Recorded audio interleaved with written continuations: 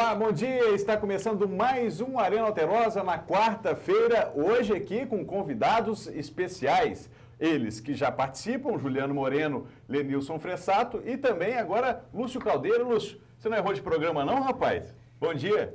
Bom dia Lenilson, bom dia Juliano, bom dia Guilherme. É um prazer estar aqui conversando sobre Copa das Confederações, aí uma prévia para a Copa do Mundo. O Lúcio Caldeira, deixa eu explicar, gente. O Lúcio Caldeira, ele é especialista em agronegócio, é comentarista aqui do Café com TV, né? Isso. E o Lúcio também é um grande estudioso de Copa do Mundo, de Copas do Mundo. E escreveu esse livro aqui, ó, Batalhas do Futebol. Ele que vai lançar esse livro, daqui a pouco a gente vai falar sobre isso e sabe tudo de Copa do Mundo, não é isso, Lúcio?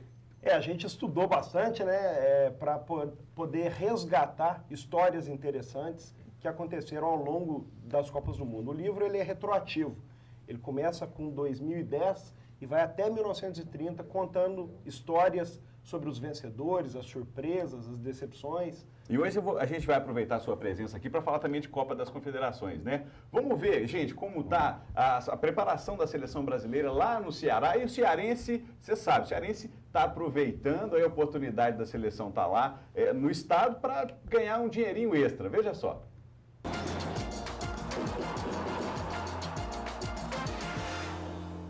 Feminina tem, masculina tem. Infantil tem. O que você quiser tem. Roupa, artesanato, olha que almofadinha bonita. O cearense é caprichoso e tá confiante. Que nem o Brasil, só o Brasil mesmo. Mas tem que voar em campo para não ser caçado por mexicanos. O treino em que a seleção trabalhou bem a relação com a torcida gerou bons comentários. E eles também gostam de ver o povo. Olha o sorriso do Parreira, achou gente conhecida. E é legal mesmo. Olha para lá e sente o apoio. Olha para cá. Ô, Felipão, joia? Beleza? Toca o treino aí que tá bacana. É lógico que eles gostam desse carinho, só que não dá para liberar toda hora. Às vezes porque a FIFA não deixa, às vezes porque há um segredo a ser guardado em campo. Agora, o que não dá para esconder é a revolta popular lá fora. A onda de revoltas virou assunto do dia a dia nas entrevistas da seleção. Sou a favor, sim, de uma manifestação, seja ela passiva, que não haja violência, mas que o cidadão tem direito de expressar a sua opinião. É comum e é normal numa democracia e tomara que continuem a ser pacíficas, democráticas, normais, que é o que nós queremos. E o foco dessa turma tem que ser mantido. Chegou a hora de enfrentar o México, que tem na seleção jogadores que eliminaram o Brasil nos Jogos Olímpicos de Londres. Nós vamos ter certeza absoluta, se nós não trabalharmos rapidamente a bola, muitas dificuldades. Quando o assunto é México, é bom a seleção ficar mesmo com o pé atrás. Dos últimos 10 confrontos, os mexicanos venceram 6. É como se uma nuvem escura seguisse os passos mexicanos. A seleção navega em águas perigosas, perdeu para a Itália, agora precisa vencer o Brasil. México, sim. Viva México, de Tijuana. México. O calor da torcida aquece, mas em Fortaleza, se queimar é fácil. Uma derrota pode significar o fim do México na Copa das Confederações. México! México! Lá, lá, lá! Depois de passar quase toda a terça-feira nos quartos, os jogadores saíram para um treino no fim da tarde. O grupo fez o reconhecimento do gramado do Castelão, local do jogo de hoje. Depois do treino aqui no Castelão, o técnico José Manuel de la Torre disse que a seleção mexicana está pronta para enfrentar qualquer adversário, inclusive o Brasil, que de la Torre disse não temer. Nos preparamos para ganhar de qualquer rival, em qualquer campo. O Brasil não é uma exceção. O México tenta manter o tabu recente de derrotar o Brasil em jogos decisivos. O único título mexicano na Copa das Confederações também foi em cima do Brasil. Por isso, em Fortaleza, nunca pense que o sol se pôs. Ele pode despertar qualquer um a qualquer momento. É uma seleção que não está lá essas coisas, seleção do México. O que você acha? Vamos começar pelo Juliano. O que você acha dessa partida que acontece hoje às 4 da tarde entre Brasil e México? Olha, Guilherme, vai ser uma partida difícil, né? Todo mundo sabe, nos últimos confrontos aí entre Brasil e México, o Brasil não levou a melhor. Então é uma pedra no sapato aí na equipe brasileira, mas eu acredito no Brasil. Essa crise do técnico do México, você acha que isso está influenciando no time? Não, eu acredito que não. São jogadores aí, é um grupo já que se conhece, né? A base já que veio aí da última competição nas Olimpíadas, né? No qual venceu o Brasil. Eu acredito que não. Vai ser um jogo legal, um jogo bonito de se ver, um jogo aberto, porque a equipe do México também precisa vencer, né? Então vai ser um jogão, mas eu acredito no Brasil. Até porque, por outro lado, né, Lenilson, a responsabilidade é toda do Brasil, né? O México já perdeu a primeira, vai entrar com tudo agora para tentar surpreender o Brasil aí. Exatamente. Eu acho que hoje, Grêmio, o Brasil terá um jogo muito mais difícil contra o México do que contra o Japão no último sábado, quando venceu por 3-0.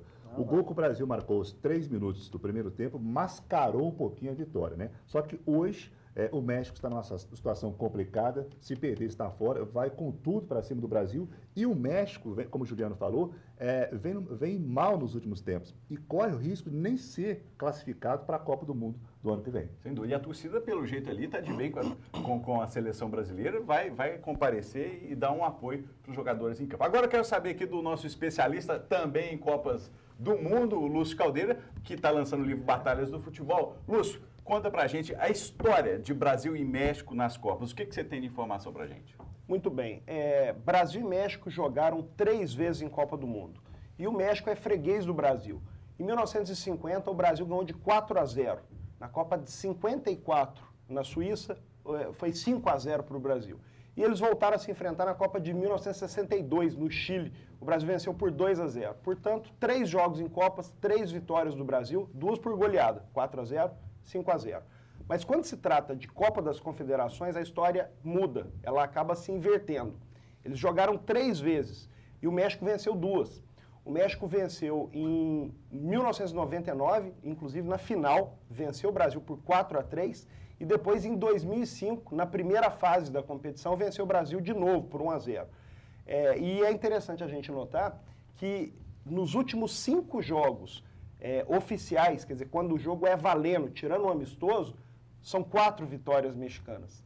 Então, o México, de tradicional freguês do Brasil, acabou virando um tradicional rival nas últimas 5 partidas, tendo complicado a vida da seleção brasileira. Então, nós temos uma oportunidade de mudar isso agora, de inverter essa história, de igualar em Copa das Confederações, ficar 2-2, e de espantar esse fantasma do México. Bacana demais. Está aí o Lúcio Caldeira com essas informações precisas da história do futebol envolvendo Brasil e México. Gente, a gente viu na reportagem anterior que teve confusão, né? Essas manifestações todas hoje também as pessoas estão reclamando dos investimentos feitos na Copa do Mundo. Cerca de 28 bilhões de reais foram gastos na construção de estádios para a Copa aqui, a Copa do Brasil.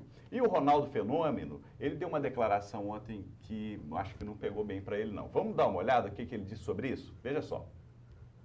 Está sendo gasto também muito dinheiro em saúde, em segurança, mas a gente vai receber a Copa do Mundo. Sem estádio, não faz Copa do Mundo, amigo. Não faz Copa do Mundo com hospital. Tem que fazer estádio, senão não tem Copa do Mundo também. Aí vocês têm que ver o que você quer. Eu acho que tem que ser dividido, lógico, todo o investimento. Eu não faço parte do governo, mas eu tenho certeza que eles estão fazendo isso e estão dividindo os investimentos. De qualquer maneira, muitos estádios estão sendo financiados pelo BNDES também. Tá aí. Será que o Ronaldo nunca precisou de um hospital público? Não se faz uma nação sem hospitais também. O Ronaldo tem que saber disso, não, Juliano? Olha, é uma grande bobagem que o Ronaldo falou, né? Ele não precisava falar isso aí. O Ronaldo é um jogador que deixou tanto, né? Tanta coisa boa aí, a criançada gosta tanto dele, ele não precisava passar por isso aí. Eu acho que a função dele agora podia ficar mais aí em fazer pelo bem do futebol, pelo bem da Copa do Mundo. Claro que precisa de hospital sim para fazer. Quando fala hospital, você está falando saúde. Claro. Um país com saúde se faz uma Copa do Mundo muito melhor. Então ele falou uma besteira danada aí, sabe? Infelizmente... Pois é, Grêmio, eu acho que ele foi muito infeliz na colocação dele. Eu acho que a Copa do Mundo é importante. Eu penso que o futebol é um lazer. E o lazer é importante, sim, para a população.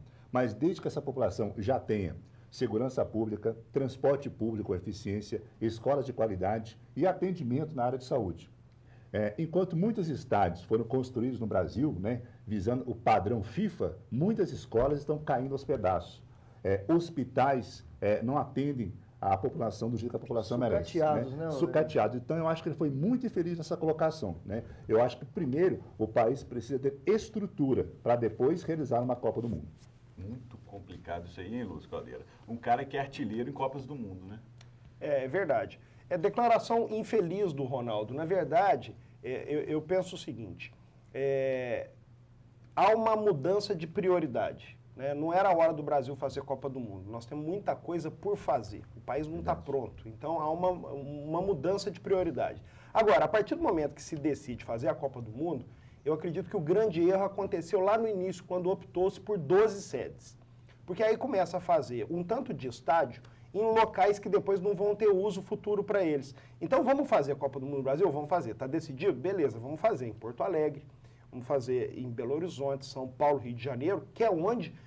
Salvador, Fortaleza, que é onde tem time, Goiânia. Agora, começa o erro a partir da escolha das sedes. Por exemplo, você tem um estádio em Goiânia. O Goiás é um time que está sempre participando de primeira divisão. Vamos utilizar o estádio de Goiânia, não vamos construir um em Brasília que não tem time. Não vamos construir estádio em Cuiabá, né? Cuiabá, Manaus. Manaus, quer dizer, então são elefantes brancos que são construídos que não vão ter uso futuro.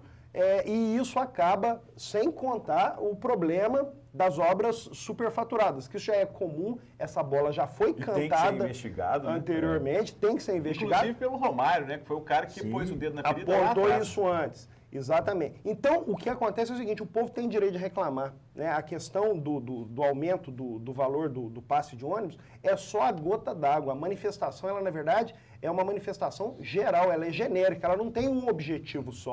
Ela é uma reclamação com relação à falta de prioridade por parte do governo e acho que as pessoas estão muito certas, acho que o Brasil até demorou muito, né, desde que foi escolhido, faz 6 anos que o Brasil foi escolhido como sede, e isso já estava na hora de ter acontecido. Ô Lúcio, tem gente que fala que essas manifestações, que eu considero legítimas, deveriam ter acontecido 5, 6 anos atrás. Mas eu penso o seguinte, antes tarde do que nunca. Durante 20, 25 anos, a população não saiu às ruas, não se manifestou, e o Brasil está se transformando aí numa roubalheira, digamos assim, e isso precisa parar. Gente, sabe quem vai falar sobre isso hoje aqui também, no Arena Alterosa? O Zico, que esteve na região e a gente gravou uma reportagem, nós fizemos uma reportagem com ele falando sobre isso também. Ele falou uma coisa bacana sobre essa questão. E vamos mostrar também o MMA, Alterosa MMA, você vai ver que está bacana demais essa reportagem. Já já estamos de volta com mais Arena Alterosa.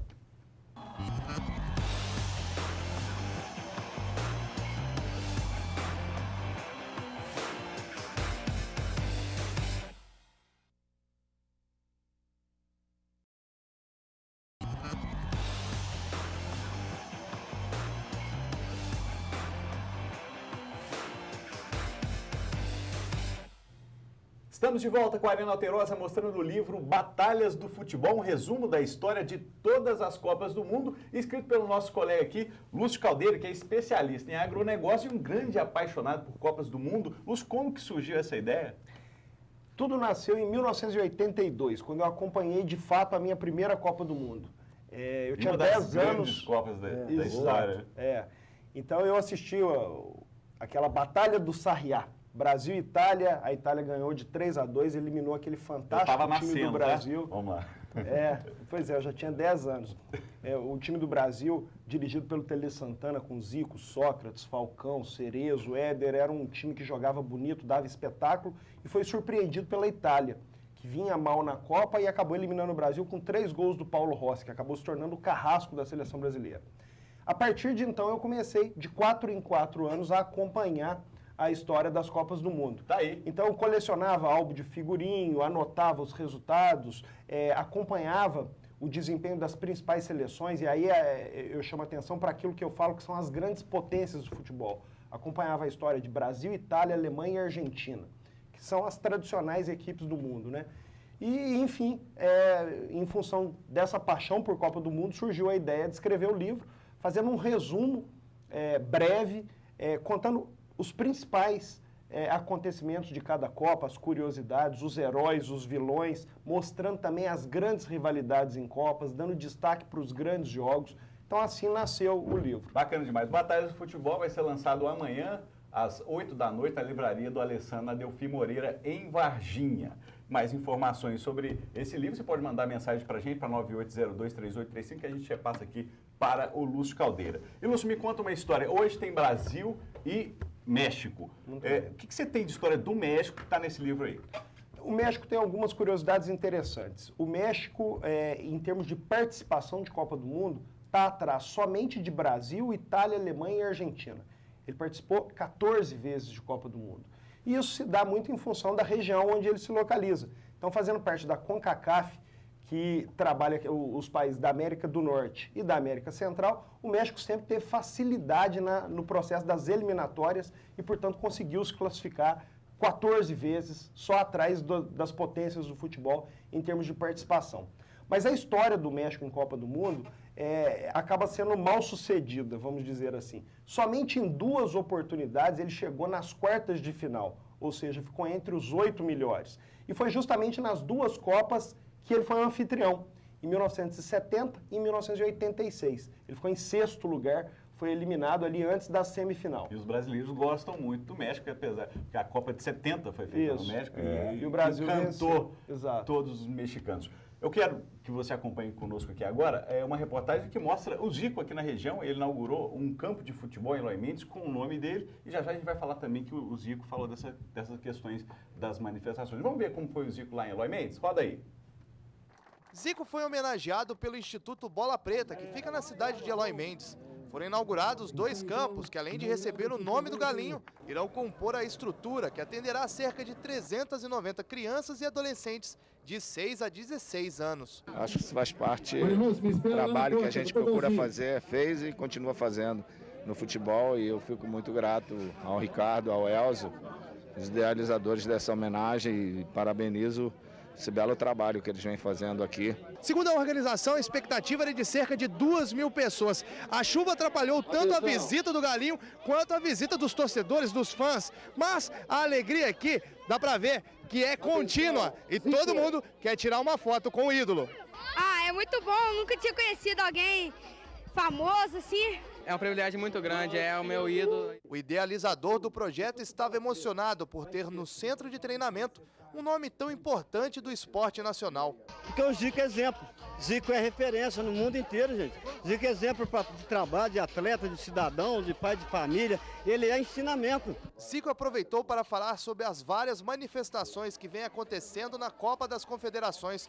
O ex-jogador acredita que a mobilização é um direito do povo, mas na pior hora possível. Temos aí o ano inteiro, está tudo acontecendo. Eu acho que no momento em que você tem pessoas que estão indo para o estádio com crianças para uma festa, torna-se perigoso fazer esse tipo de protesto. Eu acho que você pode fazer protesto aí durante o ano inteiro, não precisa ser só na hora de um jogo. Mas isso tem um motivo, né? É o momento em que os olhos do mundo são voltados para o Brasil. É o oportunismo, né? Os manifestantes querem chamar a atenção justamente no momento que acontecem os jogos. Como aconteceu, por exemplo, em Belo Horizonte, na segunda-feira, quando jogavam Tahiti e Nigéria. Né? Os manifestantes foram impedidos de chegar próximo ao Mineirão. É uma das regras, uma das determinações da FIFA. Mas em relação ao Zico, Guilherme, uma iniciativa aí louvável aí do Ricardinho, do Elzo. O Elzo, né, que já esteve conosco aqui no Arena. Pois é. E o Zico tem aquela imagem assim fantástica, né, de pessoa, de jogador. Um dos responsáveis pelo início do futebol no Japão, né? E hoje, independente de time, o torcedor sempre respeita a figura do Zico. Eu queria também aproveitar aqui para mandar, né, um abraço, já que a gente foi convidado aí a participar dessa festa aí, eu infelizmente não pude ir. Um abraço aí para o Ricardinho, um abraço para o Paulão, preparador de goleiros lá do Bola Preta, para o Luciano Lemes, essa galera toda que faz um trabalho maravilhoso aí, né, com as categorias de base aí dos atletas da nossa região.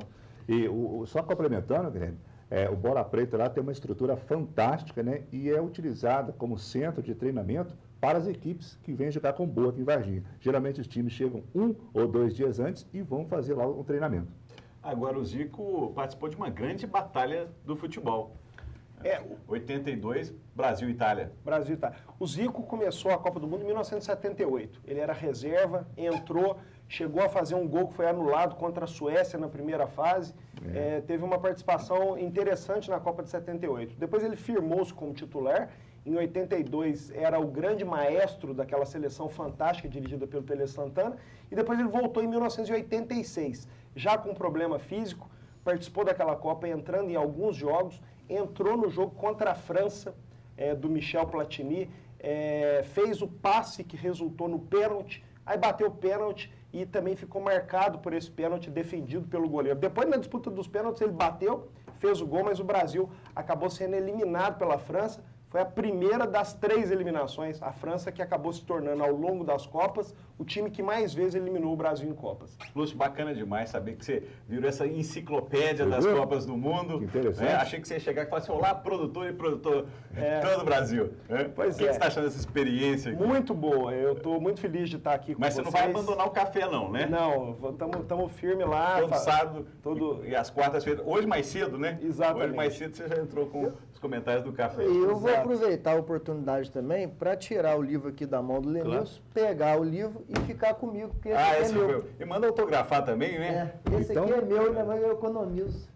Esse livro, então, deve ser barato, viu, gente? Batalhas do Futebol será lançado amanhã, Greg? Amanhã, às 8 da noite, lá na livraria do Alessandro. Exatamente. Na Delfim Moreira, 641, às 8 horas da noite. Nós vamos estar lá. Quem puder prestigiar, o livro vai custar R$30.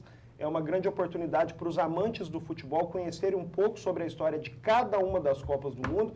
E o livro ainda tem uma outra coisa interessante. Tem um capítulo que fala exclusivamente das grandes rivalidades. São 17 grandes rivalidades em Copas do Mundo. Então conta a história isolada de Brasil versus Itália, Brasil e Argentina e assim por diante. E eu já vou lançar aqui, falar aqui, Lenilson, que o Batalha do Futebol vai vir para a TV a partir de janeiro de 2014. O Lúcio Caldeira vai estar aqui na TV Alterosa com um quadro com 1 minuto, que vai ser distribuído durante a programação, com Batalha do Futebol na telinha da TV Alterosa. Muito obrigado pela participação. Maravilha. Eu quero que o nosso editor Rafael Parada mude de assunto agora aqui no slide da nossa tela, que vamos falar aí, de Arena MMA, porque no próximo dia 6 de julho acontece em Varginha o Pentagon Combate e nós vamos mostrar lá na academia do Marcelo Ribas como estão sendo os preparativos dos atletas para este evento que acontece em Varginha. Vamos ver.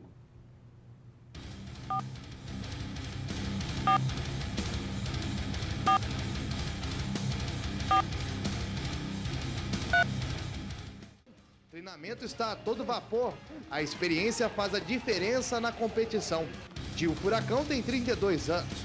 O atleta participou no ano passado no Grand Prix. Perdeu no segundo combate por desclassificação, mas promete mostrar a especialidade, que é o Muay Thai. Esse ano eu vim para ir com tudo, ganhar esse GP, procurar ganhar mais rápido, nocautear todos.